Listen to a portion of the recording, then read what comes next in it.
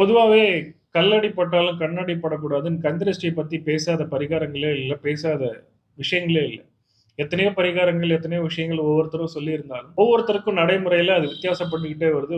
சூழ்நிலைகள் மாறிக்கிட்டே இருக்கு. அது ஒருத்தருக்கு சரியா வருது, ஒருத்தருக்கு சரியா வரல. அப்போ என்ன பண்ணலாம் அப்டின்னா, இத நீங்க ஒரே தடவையில கட்டாயம் சரி பண்ணிட முடியாது. இத நீங்க மாசம் மாசம் முயற்சி பண்ணும்போது சூழ்நிலைகள் மாறும். என்ன சார் பண்ணலாம்? கண் திருஷ்டிக்குன்னு ஏதாவது சிம்பிளான வழி இருக்கா அப்டின்னா, நிச்சயமா வழி இருக்கு. உங்களுடைய நட்சத்திரம் என்னன்னு முதல்ல தெரிஞ்சுக்கோங்க. உங்களுடைய நட்சத்திரம் ஒருவேள மகம் நட்சத்திரமா இருந்தா, பூர நட்சத்திரத்துக்கு அன்னைக்கு, அதாவது உங்களுடைய நட்சத்திரத்துக்கு 2வது நட்சத்திரம். உங்களுடைய நட்சத்திரம் எதுவா வேணா இருக்கும். அஸ்வினியா இருக்கலாம், சுவாதியா இருக்கலாம், என்னவா வேணா இருக்கலாம். உங்களுடைய நட்சத்திரம் அஸ்வினி நட்சத்திரமா இருந்ததுன்னா, பரணி நட்சத்திரத்து அன்னைக்கு வீடு பக்கத்துல இருக்கிற பைரவர் கோயிலுக்கு போயிட்டு, எலுமிச்சம்பழம் அவர் பாதத்துல வச்சு வாங்கிட்டு வர சொல்லி, குடுத்து வாங்கிட்டு வாங்க. வாங்கிட்டு வந்து அத ஒரு மஞ்சள் கலர் துணியில கொஞ்சமா விபூதி, கொஞ்சமா மஞ்சள், அந்த எலுமிச்சம்பழம், அது கூட வெண்கடுகு, ஒரு 9 மிளகு.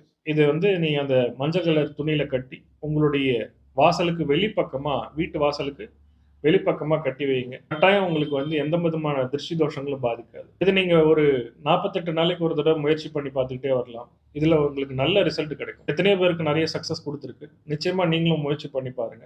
இத நீங்க தொடர்ந்து செய்யும்போது தான் இந்த சூழ்நிலையில இருந்து வெளிப்படுறத நீங்க நிவாரணம் பெறத பார்க்க முடியும்.